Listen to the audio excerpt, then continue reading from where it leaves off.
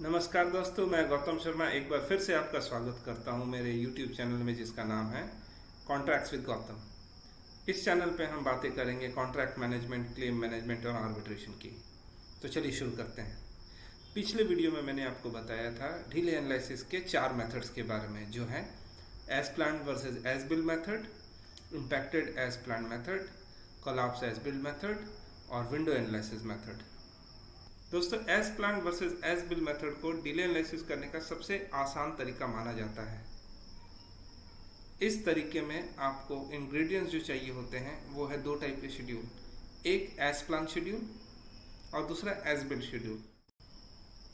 इन दोनों शेड्यूल की मदद से डिले एनालिस्ट एक रॉबस्ट डिले एनालिसिस बना सकता है। इस डिले एनालिसिस को करने के लिए आपको क्या करना है, एज प्लान शेड्यूल के एक्टिविटी को एज बिल्ड शेड्यूल के एक्टिविटी के संग में अलाइन करना है और उसको देखना है कि आपकी वो एक्टिविटी कब प्लान हुई थी ख़त्म होने के लिए और वो कब ख़त्म हुई है।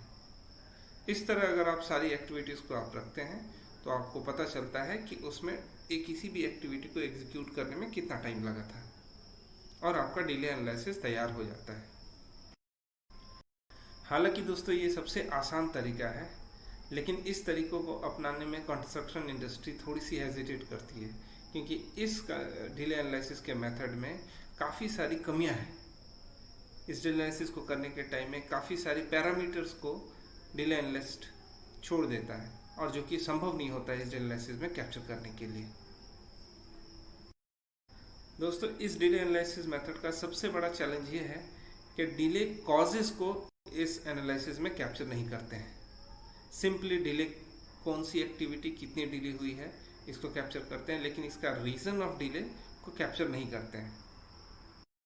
दोस्तों, इस डिले एनालिसिस मेथड का सबसे बड़ा लिमिटेशन ये है कि इस मेथड में डिले किसको एट्रीब्यूटेबल है, यानी कि उस डिले को किसने कंट्रीब्यूट किया है, इसको कैप्चर नहीं करते हैं। इसके अलावा दोस्तों, इस डिले एनालिसिस मेथड में कॉन्करेंट डिले को ध्यान नहीं दिया जाता है।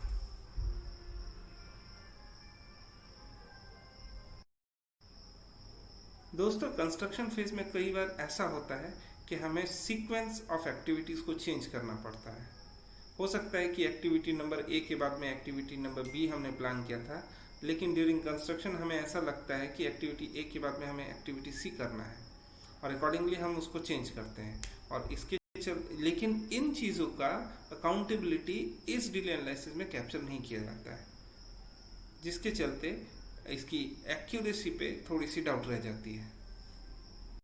दोस्तों, ये कहा जा सकता है कि डिले एनालिसिस का as plan versus as build method उतना ज़्यादा एक्यूरेट मेथड नहीं है और इसकी कुछ लिमिटेशंस है और काफ़ी चीज़ें इसमें कैप्चर नहीं होती है, जो कि डिटर्मिनेशन के लिए बहुत ही ज़रूरी है।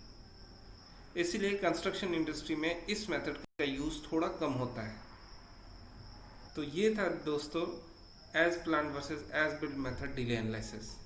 इस प्रोसेस को आप फॉलो करके आप डिले एनालिसिस तैयार कर सकते हैं, लेकिन ध्यान रहे, जैसा मैंने आपको बताया था, इस डिले एनालिसिस के कुछ लिमिटेशंस हैं और जिसको आपको ध्यान में रखने के बाद में ही इस मेथड को इम्प्लीमेंट करना है।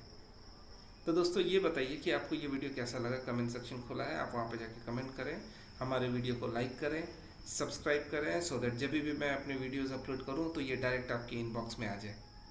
Thank you very much.